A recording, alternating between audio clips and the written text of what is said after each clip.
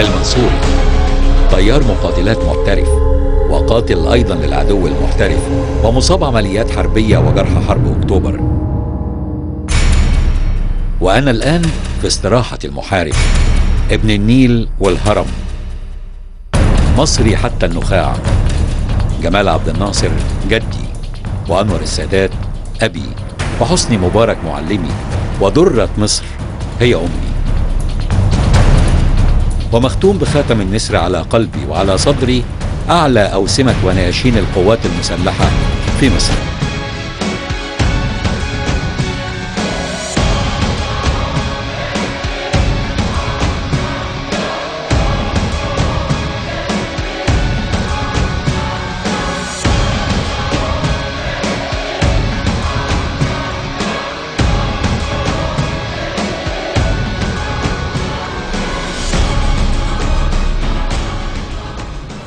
بداية احنا هنتكلم على المصيبة اللي حصلت وألمت بمصر في 67. أنا ما بسميهاش كارثة، أنا بقول إنها كانت مصيبة، والمصيبة دي أدت إلى نصر عظيم جدا وعبور كبير جدا لجميع الأشياء اللي كان ممكن نتخطاها. عبرنا حاجز الهزيمة والحاجز النفسي اللي كان موجود عندنا. هم كانوا عصابات صهيونية وإحنا كنا 5 دول عربية ب5 جيوش. العصابات الصهيونية غلبت الدول العربية مجتمعة لسبب واحد بس، هم كانوا 1 واحنا كنا 5. لو كنا احنا كنا 1 ما كناش اتغلبنا. ب200 طيارة جات لهم ميراج من فرنسا وحولوا بيها من جبهة إلى أخرى وهزمونا في 6 أيام ووصلوا لغاية قناة السويس واحتلوا الجولان. احنا تمكنا بفضل الله في سنوات الاستنزاف 500 يوم استنزاف ان احنا نستكمل بناء قواتنا المسلحة، وان احنا نستجمع شجاعتنا وقوتنا وكل عزيمتنا وولائنا وانتمائنا، وقدرنا ان احنا نغلب منتخب العالم اليهود جايين من انجلترا وامريكا والمانيا وبولندا وتشيكوسلوفاكيا.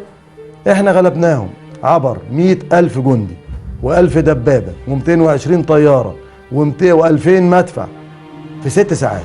جينا لهم في عز الظهر على بركة الله.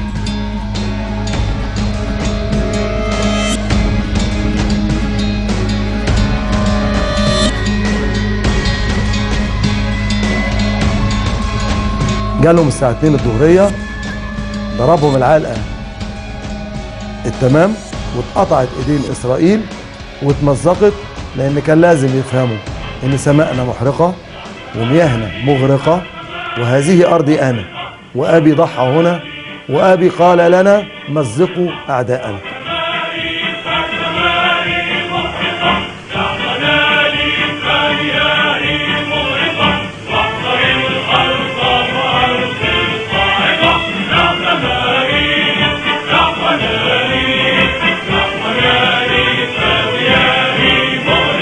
لما نرجع لحرب 67 حصل فيها عدة أشياء. مصر كانت في قمتها، كان في تدريب وكان في عمليات. لم يحدث أبدا أن الجيش المصري أو الطيران المصري أخذ فرصته، وحصلت عدة أخطاء احنا كنا نتيجة لها مش سبب فيها.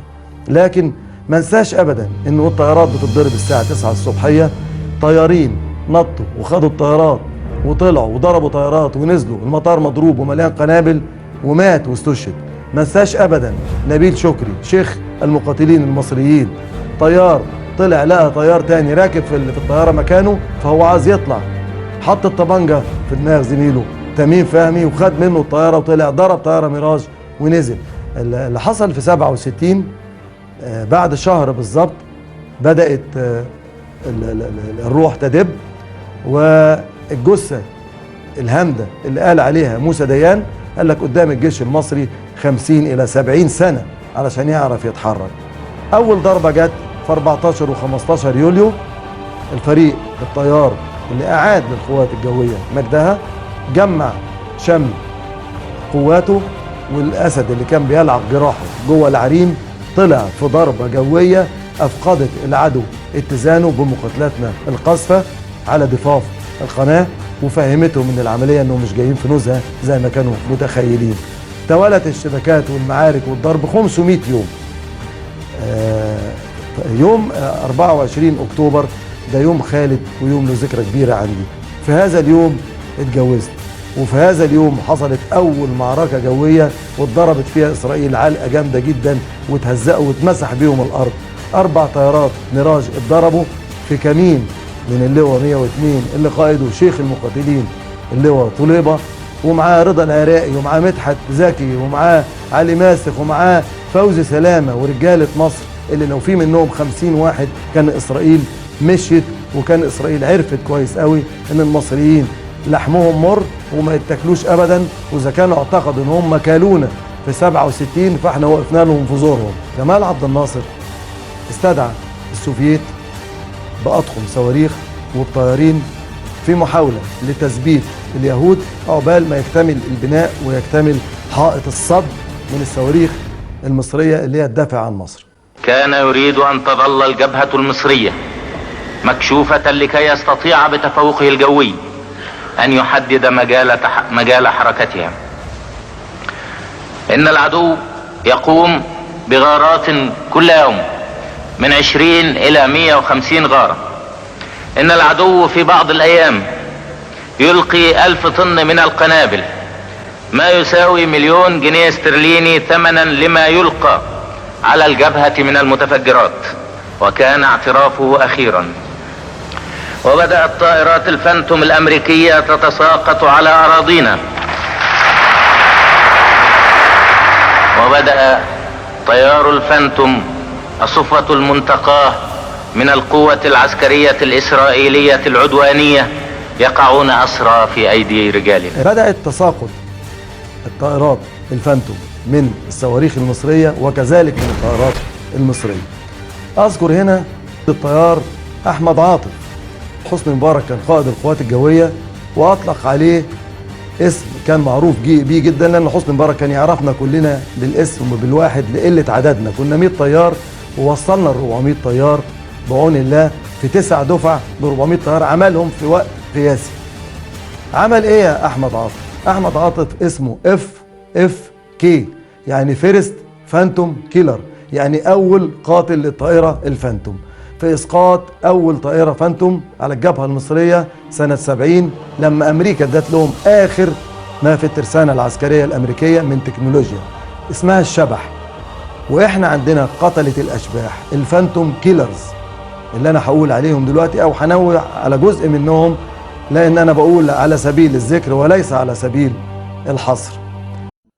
الاسم بطل مصري، الصفة شجاع وقوي وبسيط وعصري، اللون اسمر من القمح، الشكل مصري يشبه ملامحي، مبادئه العدل والحق والصدق والوفاء، ألقابه الفهد الأسود ونسر السماء، عنوانه طيارة مقاتلة بتحارب إسرائيل، فصيلة دمه نفس فصيلة ماء النيل، البصر 6/6 والبصيرة فوق البصر بحد، الهيئة مهندم مبتسم أسمر ونحيف، القوة الظالم حصار مخيف وحنية على الضعيف، المهنة طيار مقاتل أستاذ كل الفنون، المهارات عالية وتفوق حد الجنون، أهدافه الشهادة في سبيل الله أو النصر، إنجازاته حياة غنية وخطه الأحمر خوف الله. لا أنسى الطيار ضياء بدر يوم ضرب طيارة فانتوم في وجود قائد القوات الجوية فوق قلعة المنصورة الجوية وتم أسر طياريها. الطيار رضا صقر نفس العملية وتم أسر الطيار فوق قاعدة المنصورة الجوية. لا أنسى مصطفى جامع الطيار الفز اللي ضرب طيارة ميراج فوق المنصورة ونزلت في قرية ميت العز. ما ننساش الطيار أحمد شفيق. النجاح مش وليد الصدفة. النهاردة مصر عندها أكبر مطار محوري في الشرق الأوسط بطيار كان قائد القوات الجوية وكان زميلنا، وأول طيار خد الطيار الشهيد مصطفى جامع وطلعوا على الجبهة وضربوا أول طيارات سكاي هوك دخلتها إسرائيل عشان تضرب الجيش الثالث تضرب قواتنا، وقطعوا يدين إسرائيل وبطلوهم إن يجوا تاني عندنا في هذه المنطقة. وجي روجرز في مبادرته اللي قال لنا فيها انتوا جثة هامدة وفي الثلاجة في الفريزر، لازم انتوا مهزومين لازم تقبلوا الشروط ولا تملوا الشروط، والمهزوم تملى عليه الشروط. اتفقت القوتين الأعظم علينا السوفييت والأمريكان على أن الموضوع قضية الشرق الأوسط تجمد لصالح الدولتين الأعظم. لكن طبعا احنا كنا بنبني وكنا بنشتغل في صمت وبنشتغل في صبر وقاعدين وساكتين على أي حاجة. أنا في يوم من الأيام كنت أخشى إن أنا أفتح الشباك، جاري كان لما أفتح الشباك يبص لي، فكنت أخشى إنه يبص لي. في يوم من الأيام بعد ما الحاجات دي بقت تنزل في الجرايد والإعلام والميديا ينزلوها، الراجل قال لي افتح الشباك وارفع رأسك يا أخي.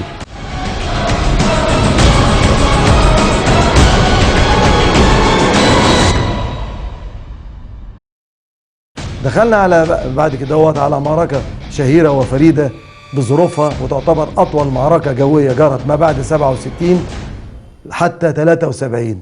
معركة ال 13 دقيقة. أي معركة جوية بتستمر من دقيقتين إلى 3، لكن المعركة دي بعون الله استمرت 13 دقيقة. شرفت أنا وزميلي الطيار الشهيد حسن لطفي بطائرتين ميج 21 ب 400 طلقة وأربع صواريخ وطيارة ما بتطيرش أزيد من نص ساعة بتكنولوجيا متخلفة وعتيقة من السوفييت، إن احنا نتمكن من الدخول في معركة غير متكافئة نهائيا مع 6 طائرات فانتوم، كل طيارة فيها 2 يعني 12 طيار ب 24 عين و12 مخ و3600 ما يقارب 4000 طلقة و36 صاروخ، وطيارة بتطير من 3 إلى 3 ساعات ونص. دخلنا وبعون الله في أول 30 ثانية تمكنا من القضاء على أول طيارة فيهم.